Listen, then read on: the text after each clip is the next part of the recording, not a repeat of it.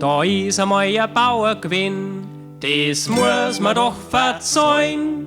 Der Bauer, der will sterben, die Bäuerin, die will erben. Das muss man doch verzeihen, das muss man doch verzeihen. Der Bauer macht sein Testament, der Pfarrer hat's ihm geschrieben. Die Kirche den schweren Beutel nahm, die Bäuerin hat den Leichnam. Der Pfarrer hat's ihm geschrieben, der Pfarrer hat's ihm geschrieben. Der Bauer, der ist heilig gestorben, die Bäuerin schreit Tobi.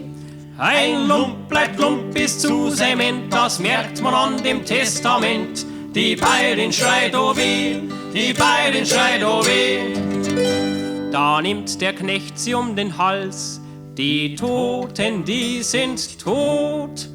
Den Leichnam tust du verscharren, dich junger Knecht, mach besser warm. Die Toten, die sind tot, die Toten, die sind tot. Und damit ist die Geschichte zend, mehr muss man nicht verzeihen. Der, wo sein Geld der Kirchen gibt, wird all sein Toter nicht gelebt. Mehr muss man nicht verzeihen, mehr muss man nicht verzeihen.